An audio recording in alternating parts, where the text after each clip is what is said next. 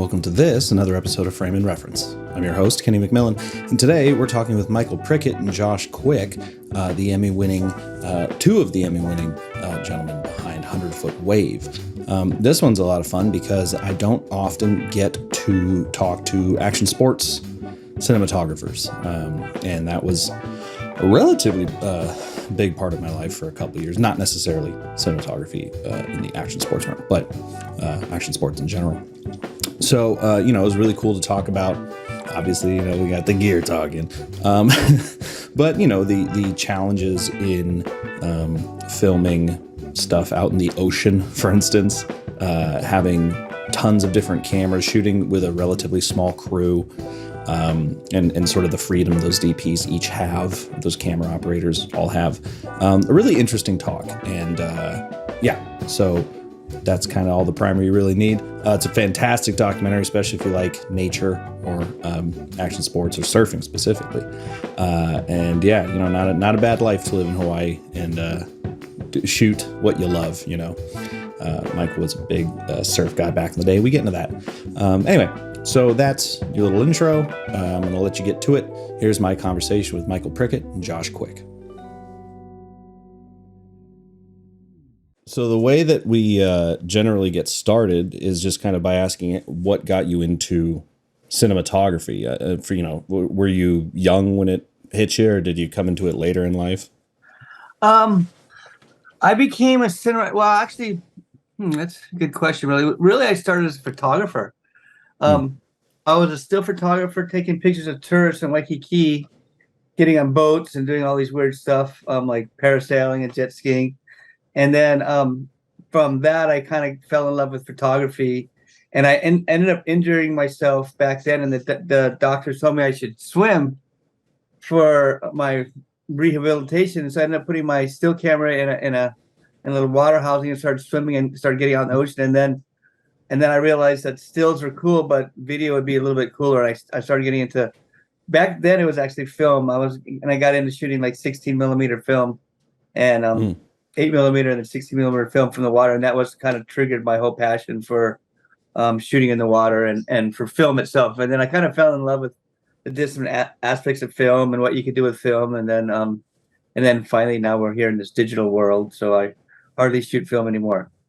Yeah. What was it about film that drew you to it? Because I know a lot of DPs start as, photographers. They end up falling in love with like the dark room or whatever. But was it, when you say film, do you mean the medium or just cinema in general, the moving picture? I guess just cinema. I did like the medium though. I did have a dark room in my house. I would shoot, do my still stuff with. But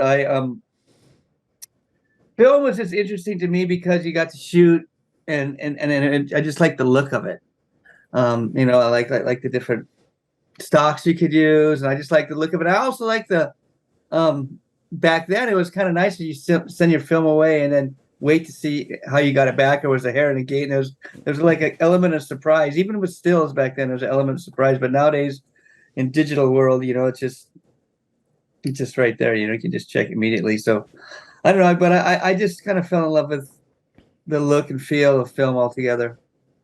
Yeah, I still shoot film stills. Luckily I had a whole little Red Bull refrigerator full of film, which I'm sure they'd love to hear me say there isn't product in it. But I got a whole bunch of film before everything got really expensive. But that feeling of like sending it off is still. I mean, we've talked about this a lot on the podcast, but.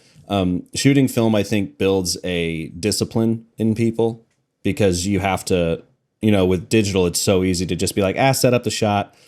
I'll look at it and know what's wrong versus having to meter it and line everything up and know that it's right. Yeah. Yeah. But it's still tons of fun. Yeah. I do miss my light meter and stuff. I still have it in my cabinet and I sat back there. I'm like, oh, you got to dust that thing off and play with it a little bit. I'll tell you I've noticed, especially, working around people who've only been around. I learned on 16 millimeter film when I went to film school. But people who've never seen film, when you pull out the light meter and before the camera even gets turned on, you like light everything and you're like, all right, just go. People think it's back to the idea of like being a wizard, you know, where Yeah. like you had to like put your eye behind the thing and go, no, trust me, it'll look good. Like it's that again with the. So Right, right, sometimes I use it as a right. trick.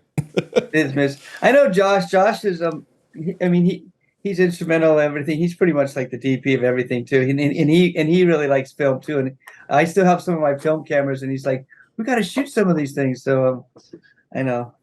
Yeah. Do when you so something I knew one guy. I used to work for Red Bull back in college. And so the action sports world, I was a photographer, but mostly doing events. So the action sports stuff has always been interesting to me, and I was a snowboarder my whole life, or am a snowboarder. But the ocean photography, like ski photography, snowboard photography, all kind of make sense. I get it. You know, there's some elements to deal with, but the ocean guys always confuse the hell out of me because that's so much. You have to float. You know, the having everything in the rig, like having to pull focus that way. What are some of those early challenges that you kind of had to figure out when you were transferring from, you know, shooting photos to shooting motion in the ocean? Motion, that's good. Motion in the ocean.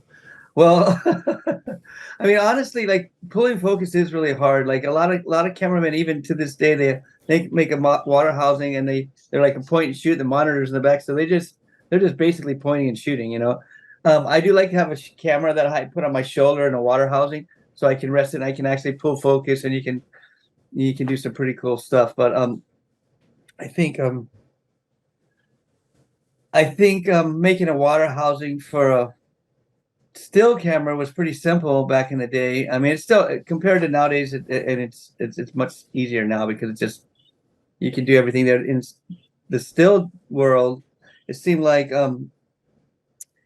you only had 36 shots, and you had to make sure everything's perfect, so you didn't want to mess it up. And then with video, not only messing up the shot and having to get, you could worry about being out of focus and all these different stuff. So I was making my own housings way back then, and then I got this guy Taro Pasquale to start making water housings for me, and that was a big jump for me, I guess, when I made a little metal box that I couldn't really do nothing with, and then I had a professional make something that I could pull focus, and I mean, it was really helpful. I think I got totally lost in the whole question there. That's fine. Like I said, very, very conversational. Doesn't matter. Because when I was doing a bit of internet research on you, I'd seen that apparently you have invented quite a few rigging solutions for water filmmaking.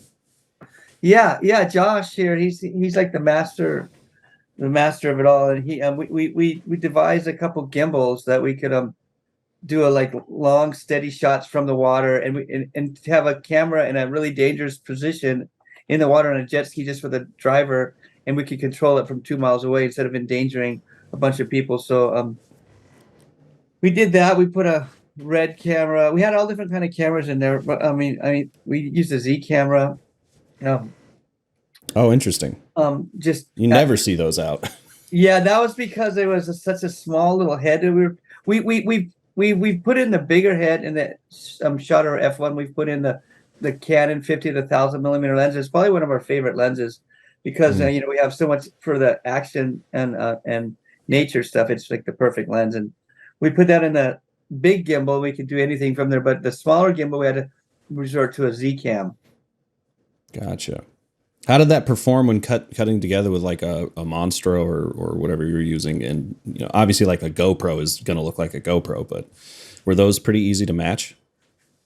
What do you think, Quick? We used so many different types of cameras on this shoot, so many different types of cameras, so many different lenses. We had different cameras used for different reasons. Like we had a whole group of Verite guys that were all using Canon cameras. All the long lens guys were mostly using Red cameras.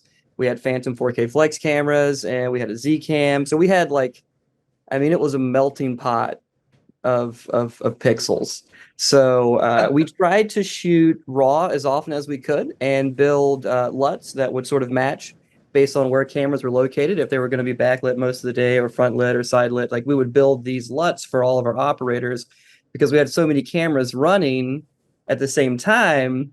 Mike can't be at every single camera, and we can't even send him a feed from every single camera just because of the location and the restrictions that we have there. So we kind of, there was some biting of the bullet, right? So we did everything we could in pre-production to try to match as best we could.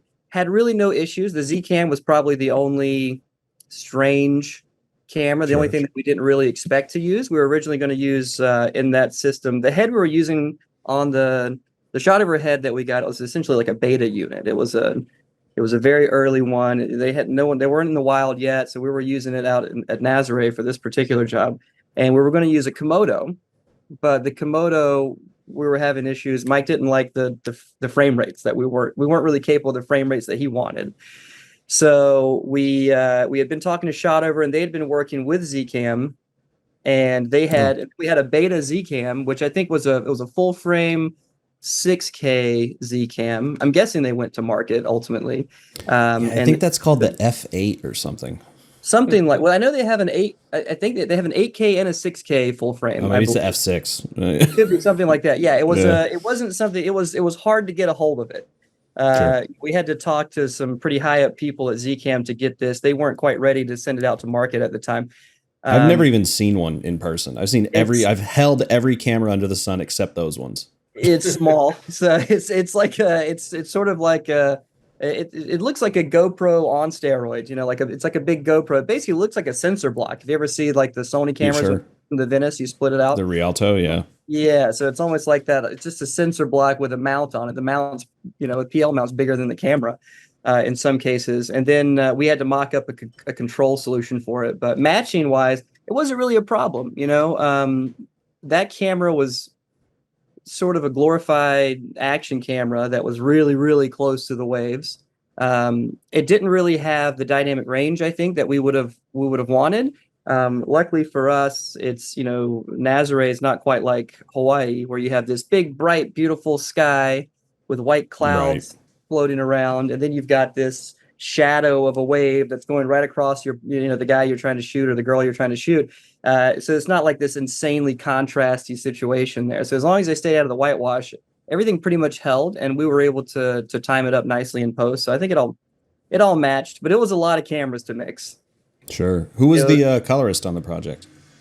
Oh man, what's his name? I didn't speak with him too much. Oh, okay. It was I was mostly working with the editorial staff. Sam. Sam Was an editor, but he wasn't doing the coloring. Yeah. No, I was mostly just talking. So those guys. Chris, the director, was really. I think he was mostly super involved with that aspect. Got it. And then all of our Verite stuff was with the C500s, which is just really. Is that what you're using right now? That's this webcam, yeah. Webcam. Oh, that's your webcam? Yeah. When I started this podcast, I got serial number 8. This is nice. So like I was like the first one in the country to get one. And I was like, man, this is going to be great. Production, I get to charge way more now. This is awesome. Go. And then pandemic hit. And then I started the podcast. So I love these cameras, though. They're fantastic. I've always liked Canon cameras ever since I basically went from C300 and then didn't use another Canon camera until the C500 Mark II. Actually, we played with an original C500 a little bit because it had the quad. It had like the quad out, so it was good for helicopter work because we could have 3-4 fiber lines going in, and we could record inside the helicopter. So that was kind of cool. That was a cool thing that we could do with the C500. Although we didn't really do it that much, but it was an option that we sort of had in the kit. But I've always loved the look of Canons. Yeah, I like the C300. Yeah, I find them. I was talking to someone else who shot. I think it was Gail Tattersall, but they had used it on Grace and Frankie. If that was the interview I'm thinking of, and I think I was like, why doesn't anyone use Canon for film? And they were like, well, it's mostly just because, like, for TV it's everywhere, but for like movies it's not, because it's just so easy to use. And I think it's mostly just the bodies, like the outputs. There's not enough like outputs, and because they're plenty sturdy. Oh yeah, no, they're great. And the great thing about the C500 and what we were doing is they're very well sealed. The 500, like very well sealed. We had a couple of C500s legit take waves. You know what I mean? Like not in a housing, splash up, a guy running a verite guy running in the waves, coming up to his knees, splash up across the camera. The camera's still working great to this day. So Yeah. it's yeah. Were there any? They have the sealed buttons. So Yeah. Was there anything you learned about using those cameras that you could pass on to other users, i.e., me? Like I always ask people like how they expose it, because I've been exposing everything real middle now, whereas the older like the C300s used to have to kind of get a lot of light in there. I would say Mike can touch on this. But for this job, all of our verite cameras, so our crazy human beings literally running around all day with cameras on their shoulders, that's all C500, right? So we didn't have to put them in terribly dangerous situations, but they were mostly shooting people. And I feel like what we were getting, the best output we were getting was just maybe like 2/3 over on skin tones.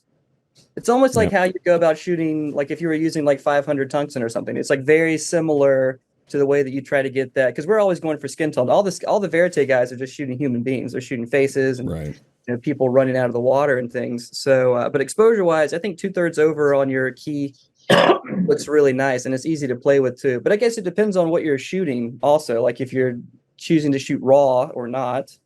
In this case, we went raw with everything on this one. But yeah, no, I mean, it's a great verite camera. It's got everything you need for a one-man sort of band situation. It's got it's got the grip on the side, which is fantastic. The sensor is beautiful. And that grip has saved my life. Yeah, has it? Yeah. Well, it just slips out on this one, but you've got the straps. You've got the strap, yeah. Yeah, you've got the hand strap to hold it on there. But no, it's a really great camera. We like the sensor on it. The sensor looks good. It's kind of the term that we more often, you always hear buttery, right? Buttery is sort of like the word that you hear is like, oh, I love these Leica lenses. They're so buttery, like you hear all these things. And for the Canon, we always feel like it's not buttery. It's kind of creamy. Yeah. It's like you got to churn it, it's like not quite completely churned yet. And then you've got this nice creamy look to it where it doesn't look like insanely vintage or something. It's still very sharp, but you have this sort of creamy palette, sort of like your box on the Zoom screen here, Yeah. I've noticed with these, I've stopped using diffusion because the image feels already but like smooth enough. It doesn't need. Speaking of cameras, I actually wanted to know, because obviously when GoPros first came out, everyone was super stoked on them and didn't really know how to use. I did my Red Bull employee training in Las Vegas when the first GoPro came out, and I was showing employees like, hey, look at this thing. And they didn't even know what it was. And I'm on the Vegas, like gambling with the camera. Just look at this. And no one knew. Everyone was like, that's interesting. No one dive tackled me. How did those little cameras kind of change water action sports? Because I imagine that's like what they were built for, seeing as the guy who made it was a surfer. Yeah, he did. He was a surfer, actually. It's funny. I was back in the day, I was using this Photosonics 100-foot load film, really small little camera. We could do 100-foot loads with this 3.5 millimeter lens. And we were using a Chopo, and we were getting these like in the tube shots on film. And they were just like a GoPro shot. And when the GoPro came out, I'm like, oh shit, man. This is like it kind of like fit that mold perfectly. And then except for it wasn't quite as good as the quality, but it's gone up and up and up and up, and it's amazing, like the stabilization and everything. We use that on Chasing Mavericks as well. We had those all over. That they said, I can't remember what they were, like the second GoPro. So I had a whole box. I still have some remnants of leftovers of those sitting around. But they've changed a lot, and they're amazing cameras, and they're great to just throw everywhere. In the surf world, though, they're so wide, they do make the wave look flat. Like you made a 100-foot wave, and it looks like it's like 3 feet sometimes. Interesting. So the only time it looks good is if you're actually in the barrel and completely in the barrel, and then but if not, it makes a really big wave look small. But it's awesome though. They're awesome, and then plus you can get some decent audio. Sometimes you get little blurbs of stuff that so it's I think GoPro is awesome. Yeah, they're almost more valuable for audio. Yeah, interesting. Yeah. But we treat them like expendables. They're like in the budget with tape. So it's like so we're not terrified of them. Like the other cameras, we spend all this money and all this time and trying to develop technology to protect everything. And the GoPros is kind of like, oh, we'll just tape it on over here and suction cup it over here. And if we get 60% of them back, then it's a win. Right. It's a win for the guys on the beach that pick them up the next day when they wash up the shore. People, even if you go to the North Shore of Oahu, it's like during the surf contests, the security guys that are there 24/7, they've got like a bag of GoPros by the end of the contest because they just wash up on the beach after the fact.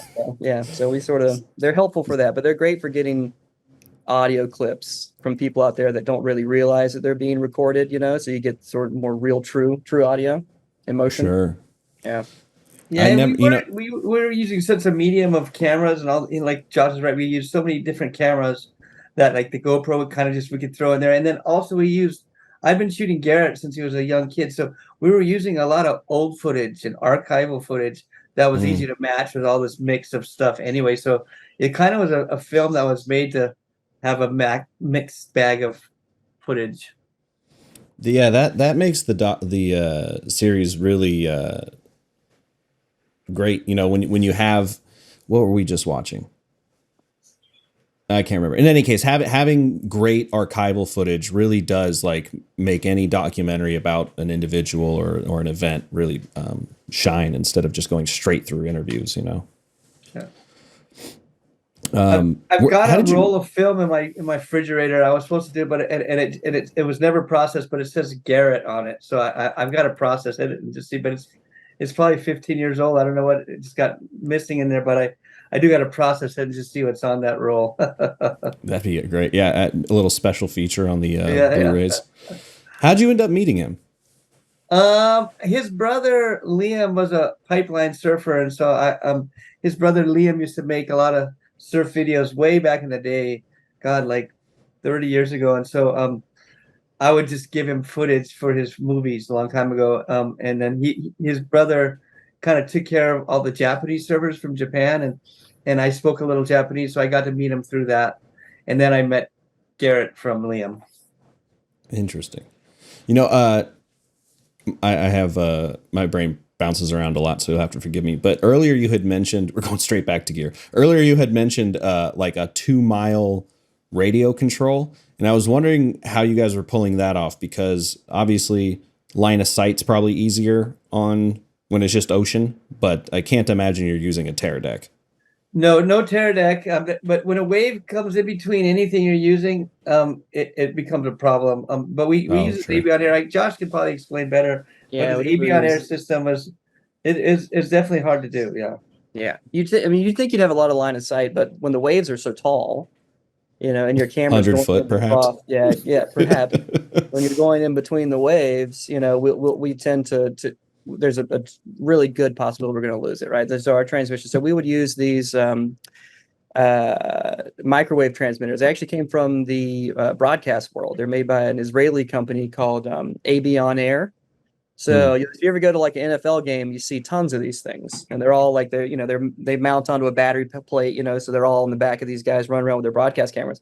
So they had finally gotten to the point where they could transmit, a significant distance with only I think it's a sub 1 frame delay.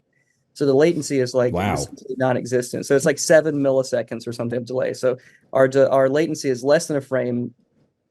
Imperceivable, right? You don't even notice it when you're operating. So we needed something that would that we could operate by.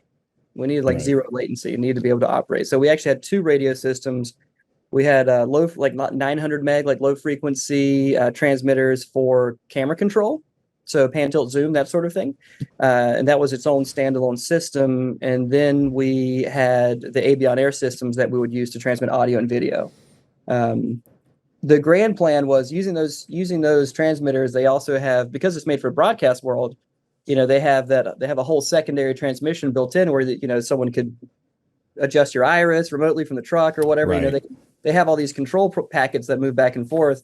And our master plan was to ultimately tap into that, to use that for pan, tilt, zoom, and then have everything in one system that fits in one little Pelican case. It's easy to travel with. We could zip around the world and do that. But that's ultimately how we did it. And we've been working with those guys for a long time. Our early on test systems were using that system as well. So they make like a portable system, which is quite nice.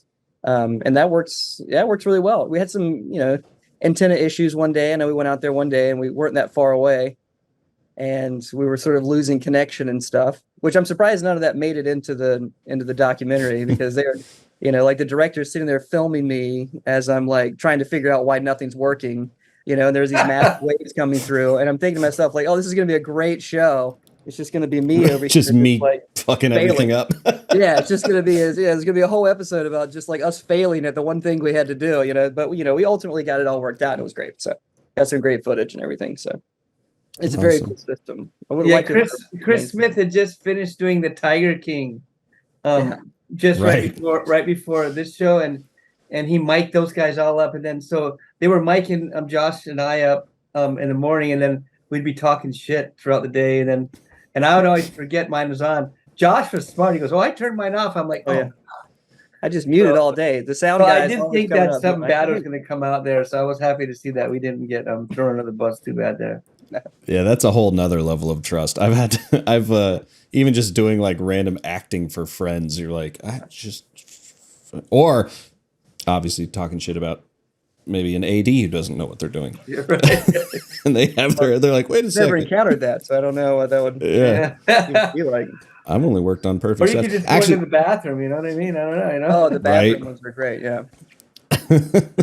You always see the sound guy. I've seen that. He's just sitting there and you go. Just immediately, yeah. Yeah. That's funny. That reminds me, Mike, you've worked on a handful of feature film, like narrative films. And I was wondering if you could explain to people who have no handle on what action sports is like how those two worlds kind of mirror each other and how they differ. I mean, some are set up, and you can set up a shot, you can block out a shot, you can figure out, exactly how it's going to play out. And so it's very controlled. And I think that's probably the biggest difference. Like when you're dealing with Mother Nature, you can't block out a shot, and everyone's just kind of out there, and you're dealing with the fog and the waves and the wind and the spray. So I think that's probably the biggest difference between the narrative and the not narrative. Like probably Mother Nature. Yeah, dealing with. Are the like crew interactions pretty much the same? Is the set kind of life kind of the same, or is in documentary especially in action sports, do you find that it's a little looser? Yeah, it's way looser shooting sports, because like when you're out there, you're on a set, doing a narrative, you're like, okay, roll cameras, everyone's like speed, and then your action, then you go. Basically, when you have 15 or 20 cameras shooting nature or something, or waves out there, they're scattered all up and down the beach. You're basically not. Each guy sees a different wave or something happening, so you can't tell each guy to roll camera, this, that. You have to have trust in your cameraman that they're getting what you want, and then they're relaying to you or to Josh, like whatever questions may pop up. But you don't have the luxury of looking at all the cameras and rolling and doing all that. I mean, and some cases we get to look at some cameras, but we can never look at them all. I think that's probably the biggest thing to me, is like it's just control. You don't have control, because it just, sometimes some guy there has a different view of you're up on the cliff, and then there could be a bird coming through the shot with a dolphin, and you want him to roll on that and then get the shot, but you can't tell it all. So I think the lack of control is what the hardest thing is about shooting sports. Sure. This is actually a side question that I just thought of. How important is pre-record for you guys? Well, it depends on the guy, I guess, really. Some of the guys really love the pre-record, and it's good, like especially like for certain things, like if we were using it a lot with the Phantom camera as well, right? Well, it's like you can only That's use how it works. really. Yeah, pretty much. Yeah. I mean, you can go the other route. You can hit go. Like you can sort of set where you want your meat and potatoes to exist. All of our Phantom stuff, our trigger point is usually about a third of the way into the clip, if that makes sense. So it just sort of, I don't know if you've filmed with the Phantom at all, but it basically remembers the last third of the length, and then it records the next 2/3 of the length, basically, of however long, because you can set it up to have every clip whatever length you want based on how many you can fit on the mag or in the RAM that the camera has. It's really, I'll say most guys don't use pre-record. Okay. I would say most of our operators don't. We have one that Rick does. Only uses it. Yeah, we have one guy who only uses pre-record, and a long pre-record at that, like a significant pre-record. It's like maximum, whatever the maximum he can have is there. And I think that's because that particular guy, he's already a really good operator. He shoots lots of surf all the time, and that's sort of his method. And we don't want to throw a wrench into his existing method as long as he's getting what we're asking for, what we're setting up, then it's good. It's fine. It doesn't, we don't really particularly care how he hits record. Right. So, Well, and I think the reason tendency in the beginning to have to record and then get it, there's you lose a little bit of that stability right at the beginning of the shot. And I think he's trying to avoid that. Sure. Yeah, because the reason I ask is I just got to test out the Raptor for a week, and in 8K the pre-record is 3 seconds, and my friend James Buckman is a skateboard cinematographer, and he just bought one, and he's furious because he needs 20 seconds or whatever to get a full trick. Yeah, and he's like, "What am I supposed to do with 3 seconds?" I was like, "Really high resolution slow mo? I don't know." Yeah. That camera is pretty amazing, though. That V-Raptor is pretty cool. We actually have that nice. gimbal now. We went from that Z-Cam to a V-Raptor in a little bit bigger gimbal, but now we can do much higher frame rates and 8K, and it's pretty amazing. The menu system on that's a lot nicer. The size of it's great. Yeah, you can. We're setting it up. We originally had that camera set up to be controlled entirely from an iPad, which is that thing's nice. It's nice. Well, when you throw it in a helicopter or in a head, all of a sudden it's a little less nice. Sure. Because you're basically going, you're going from USB-C to Ethernet, and then Ethernet through the head, and then to into your iPad or whatever it is you're using, or router, however you want to do it. And I think that little handshake, that talking handshake between the camera and the iPad, it gets a little glitched up. So it's like you're in the helicopter, there's crazy stuff happening, and then Mike's over there having to reconnect, just keep hitting it until it sort of connects to it. But they've upgraded now, so I like how you can control it with the small HD monitors, a different interface, so we don't have that loss anymore. So that's going to be pretty beneficial. But the V-Raptor is great. There's one issue, and then maybe they fix this, but you can't shoot 5.5K on a V-Raptor. 5.5. No, it just goes 8, 7, and then 6. Yeah, and then they list 6K. It's 6K S35, right? When you go to it, it says which it is not S35. It's a little bigger, isn't it? Bigger, yeah, it's bigger, which is for us, if we're shooting our own project, that's fine. We don't really care. We got a little vignette. We understand we have the resolution. We know we got it there. But when you have clients and stuff, they're like, what's all this shit? Right. That's not, image around the outside. So I wish we could shoot, like the Monstro, like these other cameras, you can shoot 5.5K. You can set in your own resolution. But for some reason, the V-Raptor, they haven't done that. It's just a little... I mean, I do know, having talked to the Red guys, and I'm not a Red owner. I've generally bemoaned those cameras, but the Raptor I really like. But having talked to those guys, they are apparently very active listeners when it comes to people's complaints about it. So I would just email them and tell them we need this. And they'll, all right, if we can code it in. I think there's a team of us telling them. So. Oh, perfect. Yeah. There's a team of us telling them. That's probably on their radar then. Yeah, I'm sure it is. Mike, I wanted to ask, especially growing up in an action sports environment, I was wondering if you could speak to the mentality of these athletes and maybe how, or if that's kind of rubbed off on you at all. Because I know I have a friend who was a professional motocross rider for Red Bull, and the way he quit that and became a painter, and now his paintings go for tens of thousands of dollars, and he's painting all the time, and he just took the track mentality and applied it to art. And I always try to apply that myself, and I was wondering if that has kind of rubbed off on either of you. I mean, for me, I was a surfer originally, and and I just always, wish I would get a good picture of yourself or your friends, because you'd be paddling out and you watch your friends in the tube. You're like, oh, that's so sick, and you talk about it to each other. But back then, there was not much, stuff. And then when I started taking pictures, I kind of liked it, but I'd still always go surfing, and then at the very end, I'd go out and shoot a little bit, and then after I knew I wasn't going to be a big winter surfer, but I enjoyed shooting pictures. I kind of started shooting more and more. And then I got to the point that I ended up not even bringing a surfboard. I just brought camera equipment, and I just borrow like Kelly Slater's surfboard or whoever surfboard to go for a quick surf. But just borrow his surfboard, like yeah. we all do. Yeah. Or any of the pros, because I would be traveling with them, so I would would trade off. But I think I mean, I don't know if it ever rubbed off on me. It just made me realize that I wanted that someone should be getting pictures of these guys in these waves and these angles that people never got to see. Like you dive under a wave and you see guy go by. Back then, no one see that. Now everyone does it, but like 30 years ago, 40 years, I think it's been 40 years since I started shooting. No one did that back then, and so it was kind of so cool. I think that's what intrigued me, is to get these unique shots that I saw when I went surfing myself, and then, yeah. Yeah, it is interesting.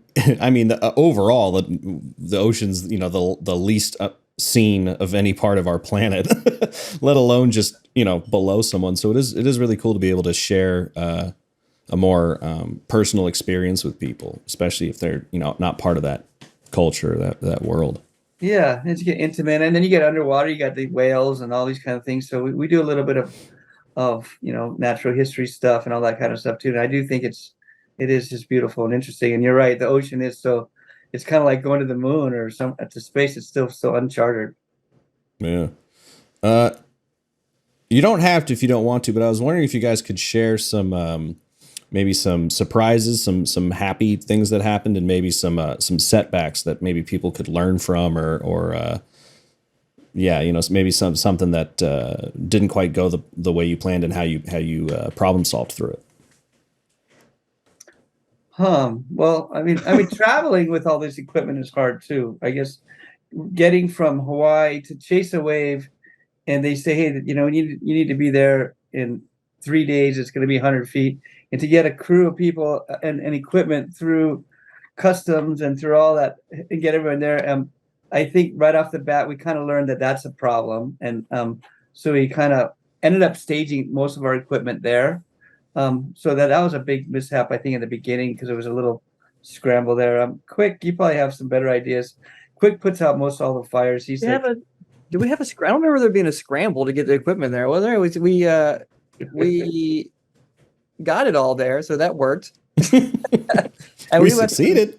Yeah, we have to move equipment out. Like I have around me on my desk, I have multiple carnet documents just sitting around for different gear that we have in different places around the world, or that's ready to travel. I would say, if you find yourself in the industry and you're gonna have to start traveling a lot, and you have a big kit like we do, which we normally travel with 2 or 3 pallets of stuff. You want to get a really good sort of freight broker, ideally one that works in the film industry or the entertainment industry, someone who moves equipment for big band like AC/DC and things like that. Like these guys can make magic happen.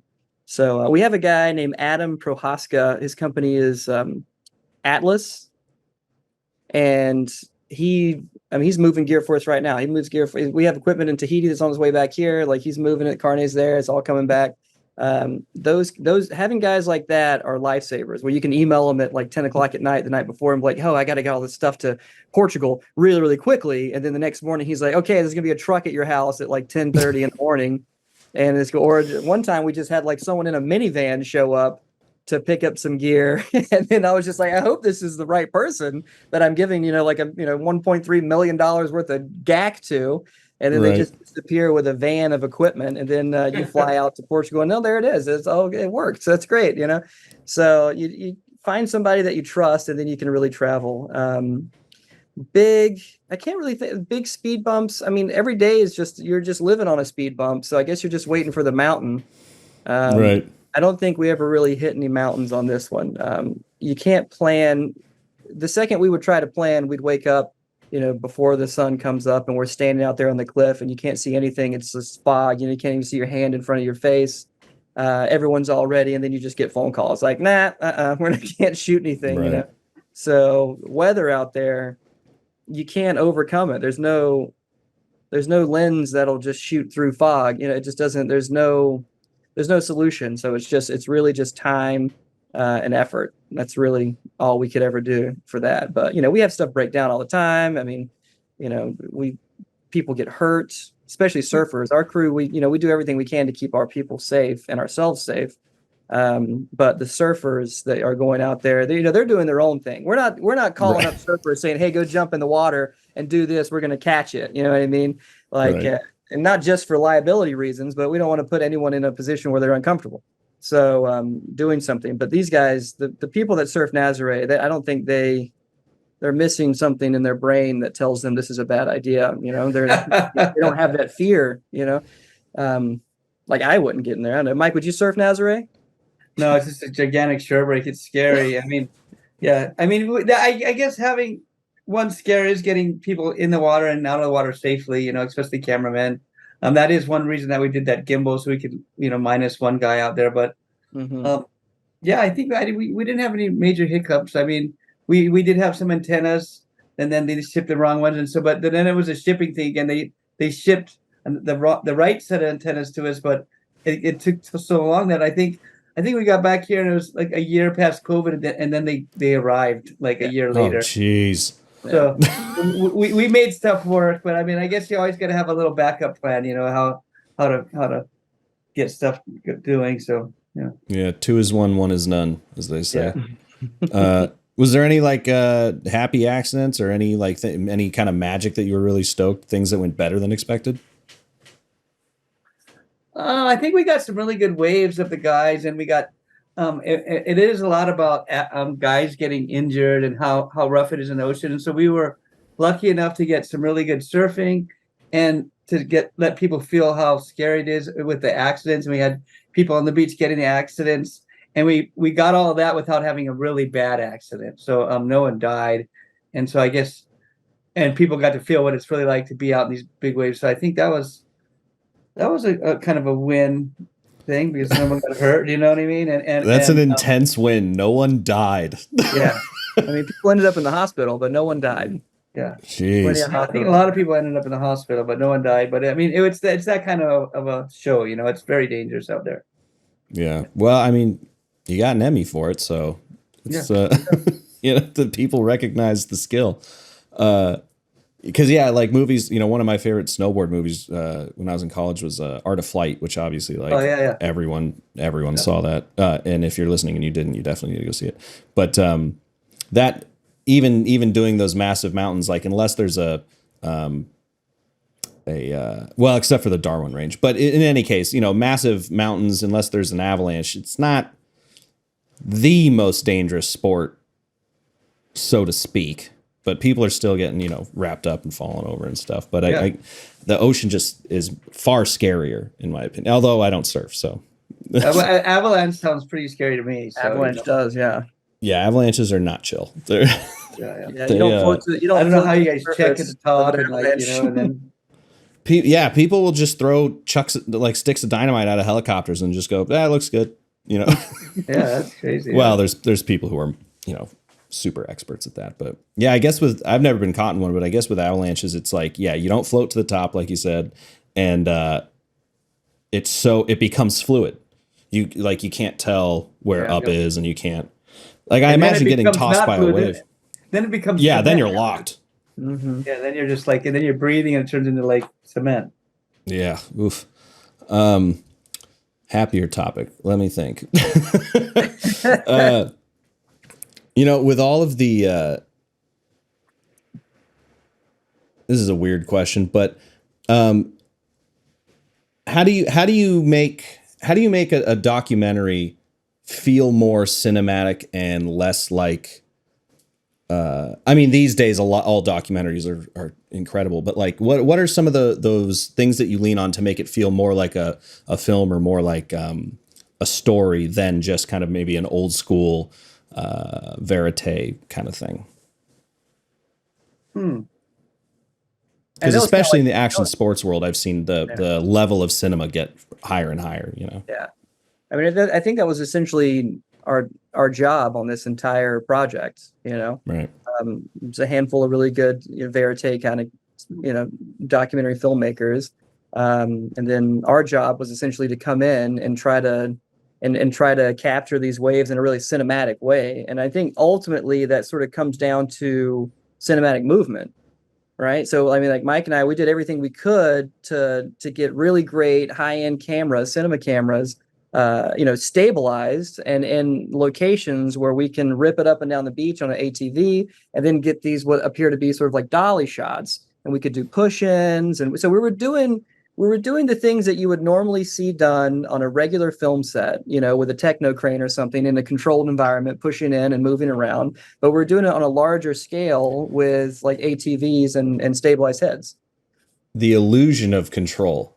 That's fascinating. That's actually a great way to think about it. Yeah, the illusion of control. Yeah. That's a good thing, right? So we don't really. So we're trying to, we're just sort of thrown out into the ether with these devices that we're trying to capture this image with, and it's a lot of trust, right? We're just trusting everyone who's got their hand on a record button. There's a huge amount of trust that we have to throw their way. So it's a lot of vetting. All our guys were heavily vetted, but then we also operated, right? So it's like, I would be on the beach in an ATV, Mike would be controlling from up above the cliff, he'd be controlling the jet ski camera. So it's like we're all playing all these different roles all the time. But yeah, I think that was ultimately how we were able to try to make things a bit more cinematic. Also using much larger sensors than one might normally use. From the get-go, we're like, we want to shoot everything full frame. In the early stages, it was originally going to be sort of, they wanted to go IMAX with it. Kind of like Dark Knight style, like the opening scene in Dark Knight, it's all this large format, and then they cut back into, so it's sort of like that. It was going to be all the stuff on the ground with the guys was going to look very normal, and then everything in the water was going to be like this insane vista sort of footage. Everything was going to be larger format, more pixels, darker, angrier, scarier. It's supposed to be sort of like those nightmares that people have. Sure. Yeah. And I think that's probably how we did it. If we just had a bunch of guys with long lenses on the cliff, it would look like a contest, right? It would look like a right. It would look like a broadcast. And in this case, we were able to run around and do some pretty over the top stuff with the equipment that we built. Yeah. What was your data management setup like? Because that's something a lot of people don't necessarily think about on the lower ends of things.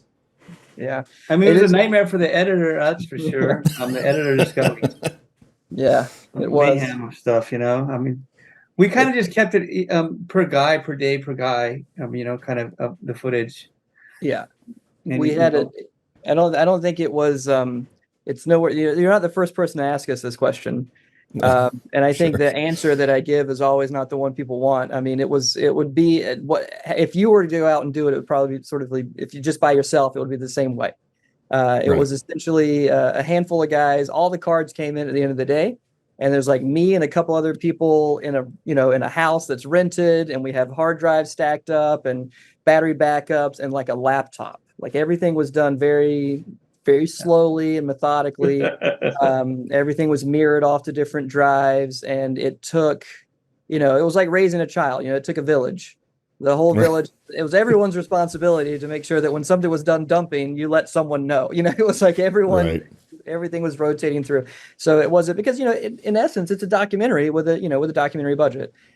So we don't have, a different DIT for every camera system. We don't have data managers for the different units. It's kind of just, it's a tight knit group of people that are working and living together in Portugal, and it ultimately worked out. So but it's nothing glamorous on that.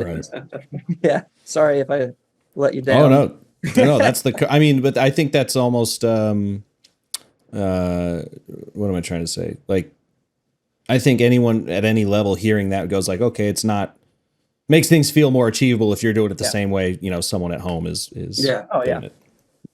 Totally. Yeah. No, it's great. Yeah. I mean, we were responsible for all that media. Yeah, it was spread over such a long period of time, and with the budget we had, everyone had to have a few different jobs. Of course. Yeah. The it's especially nice with programs like Hedge, where it'll send you a text message when it's done dumping, so you don't have to just stare at it the whole time. Yeah. Hedge is great. I haven't transitioned to Hedge yet. We still use Shot Put Pro. But I I have a think that's PC, just so no shot put for me. It's all right. I don't even Hedge is own it. great though. I love Hedge. Yeah. We have one of our favorite DITs uses Hedge, and a lot of the companies in Europe that we work for, they require Hedge. So like Interesting. like some of the natural history guys, they want us to use Hedge. Like Wild Space Productions, they want Hedge, and I don't know if Silverback and BBC might. I don't know. We've only encountered. It's only been people in Europe that are like, you need to use this very specific program to check some. You're Yeah.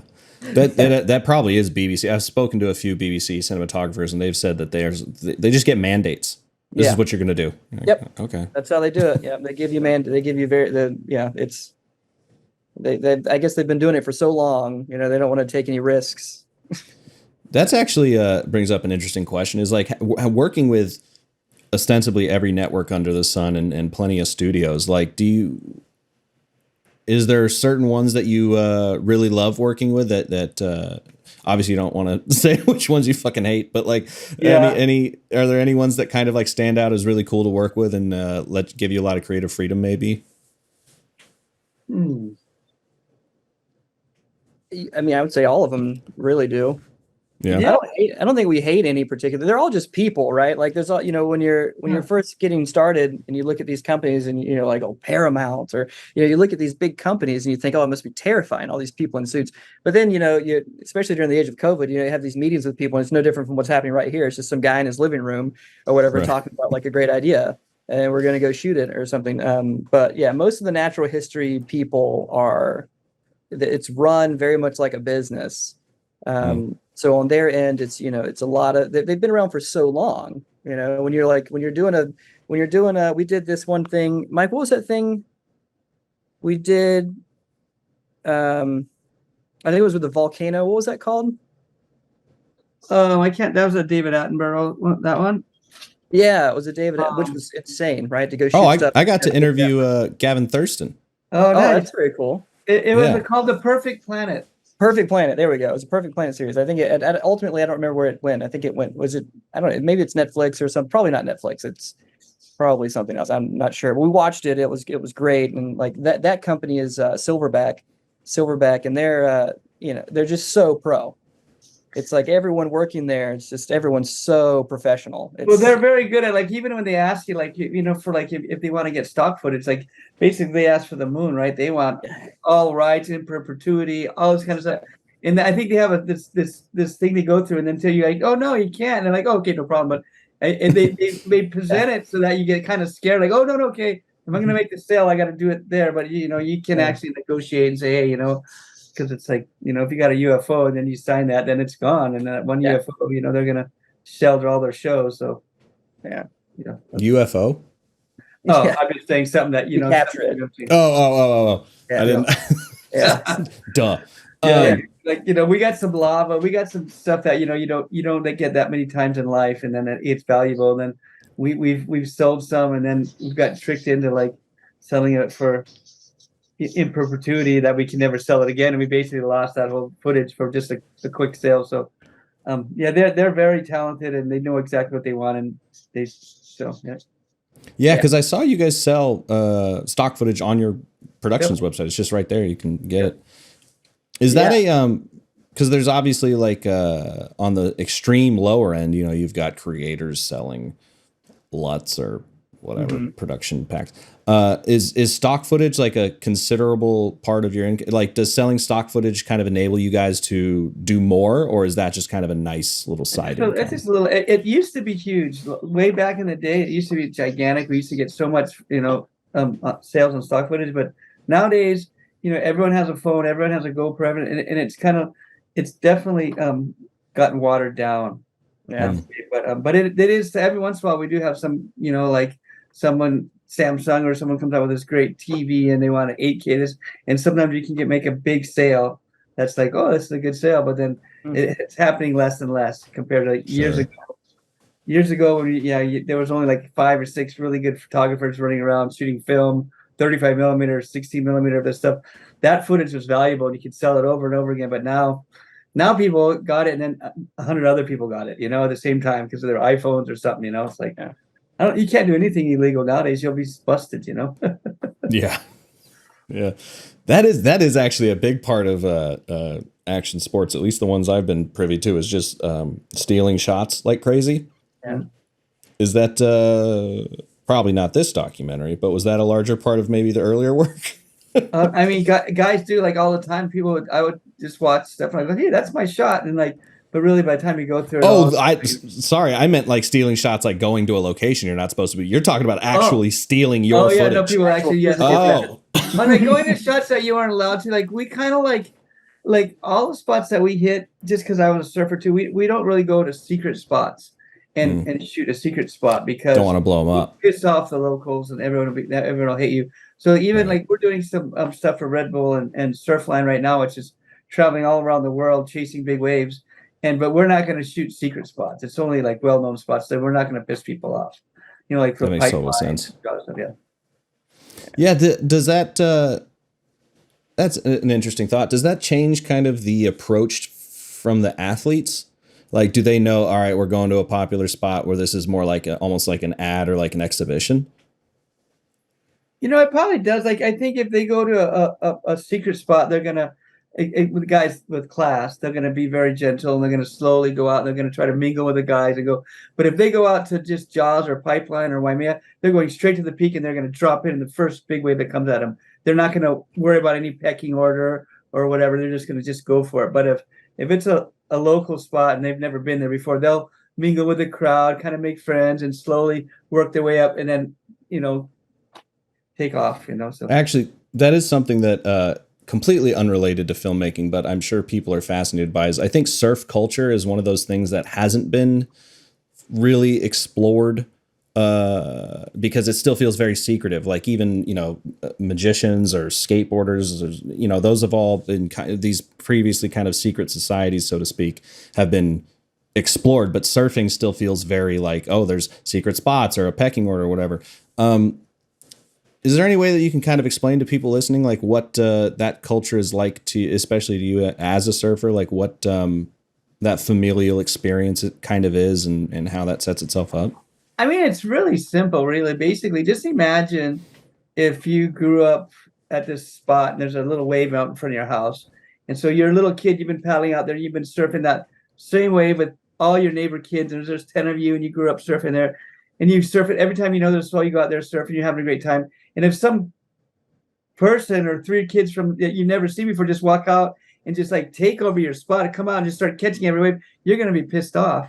And then you're going to probably, if they're bigger kids, maybe you're going to flat their tires or do something. And so that's grown into a thing with the surf culture. Like they have this war, like this localism from spot to spot.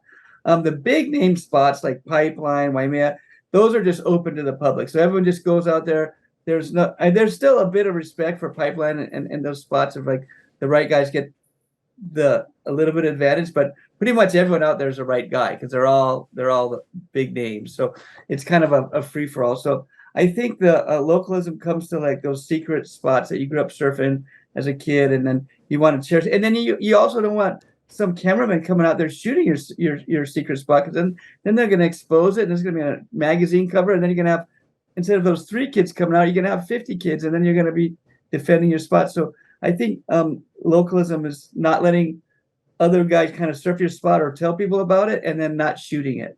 You don't like cameramen out shooting it. So I mean, I have footage of all these spots I grew up, of all my friends surfing there, but I would never give it to anybody because it was like our secret spot.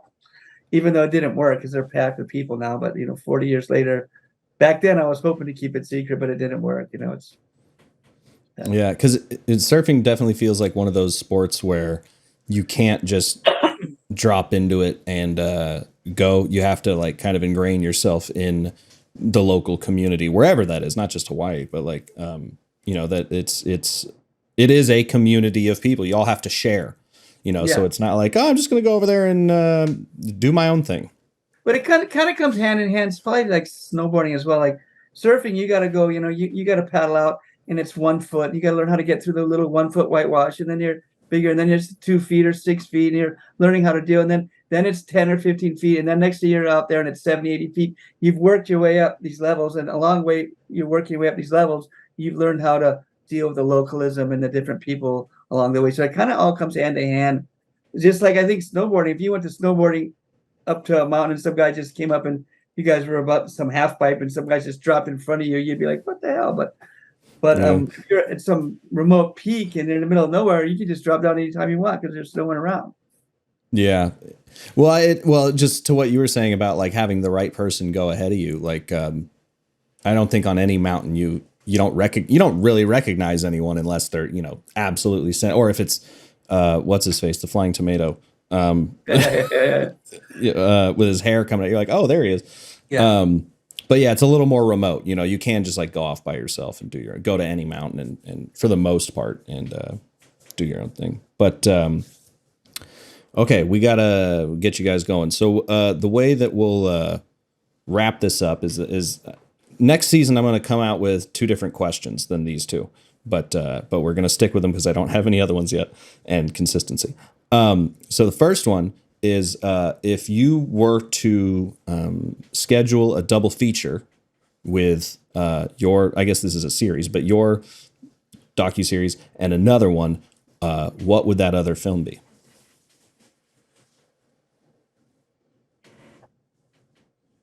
It's got to be a I guess we documentary. got 2 separate films. No, it can be anything. So it'd be a double feature with 100-Foot Wave, and then we pick the other one. Yeah, or 2 man. in this case. Sure. And it can mirror it. It can contrast it. It can be, mirror it. I mean, it's your double feature. Like the Edge of Unknown is kind of like a mirror of it. I don't know if you've seen that one. I was gonna say I have not. No. I was gonna say No Country for Old Men. Okay, cool. Start with that, right? You start with that, and it's like this weird no sort of soundtrack, right? It's just like this weird thing. By the time the movie's over, you just have this very eerie vibe about your being, and then you just go into like a nightmare situation of 6 episodes of crazy waves trying to kill you. That's a great answer. So it's like humanity is coming after you in the first one. There's this darkness that exists within us people on the land, in the world. There's no water in that film, like whatsoever, right? No, I don't think so. Yeah, it's like all out like West Texas and stuff, and maybe something at the border. I don't remember, but and then immediately to now you're in the ocean where nature's trying to murder you. So it's like you're just not safe anywhere. Yeah, that's a great answer. That'd be my go-to. Yeah, I like it. Where are you located at now? Are you in California? Me? Yeah, I'm in Los Angeles. Yeah, my favorite answer, not my favorite answer, but the one that got me asking this a lot was Jeff Cronenweth. Fight Club and all that. He was on here for Being the Ricardos. Okay. And I asked him that question, and he goes, Alien versus Predator. It's like, hell yeah. Should have done like Army of Darkness and then 100-Foot Wave. That'd be right. perfect. Yeah. It's just, actually, anyway. Should have completely flipped it. Yeah. I was about to be like, I just got a set of playing cards from Army of Darkness. Oh, really? Huge fan. Yeah, So I collect playing cards. It's so fucking nerdy. The second question for these 2 questions is if there is a piece of advice or maybe something you've read or a resource that has helped you out or stuck with you over the years that you'd like to share with people. Piece of advice. Advice is a weird one because it's like you don't have to give advice to something, but just like maybe something that stuck with you over the years, and so maybe like a mantra or something that you kind of repeat in your head often, or something to that degree. Again, I need to retool these questions, but yeah, no, you're good. I would say a piece of advice would be you should get American Cinematographer. Oh yeah. Like if you're got a couple thousand of those, if you're like 22 years old and you don't have like a stack of 450 American cinematographers sitting in your house somewhere, then you're making like a massive mistake. It's really because technology, especially nowadays, technology is changing so much. You can learn how to film just from reading those magazines, because it's just insight to, there you go. Look at that. Look at that. Yeah. I mean, even just get it digitally or something. I mean, it's like, that's, to me, people always say, oh, you should get like, there's all these out, the 5 C's of cinematography. I mean, there's all these old things. You should really just be getting that magazine physically at your house, and you can see what the best and the newest and brightest people are doing and how they're doing it and how they did it.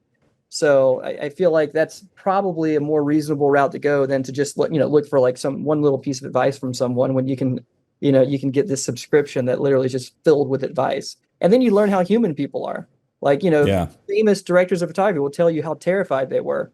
Like, we didn't think this was going to work. Like, this was, these are like, it'd be like Janusz Kaminski, or it'd be a huge person, and they're just like, oh, I had no idea. It worked out though. It was great. A lot of happy accidents there. Mike, what about you? You mean for advice? Or just something that kind of... I mean, I guess I mean, for me, advice, I would just give maybe a little advice is, if you have any physical things, like I'm paralyzed from the waist down, that don't let that anything kind of hold you back. I when I first got injured, I thought that I couldn't do this or do this kind of work before, but I can still do stuff. I got, good guys like Josh and these people helping you, and you can still do great stuff even if you get injured. So don't give up. Yeah. Well, especially now with the, not now, but you can, with the wheels, you can still operate. You can still. Yeah. Remote control this and gimbals on there. There's stuff you can do. We have these underwater sea bobs that you can ride on and stuff. So there's always stuff that can be done. Yeah.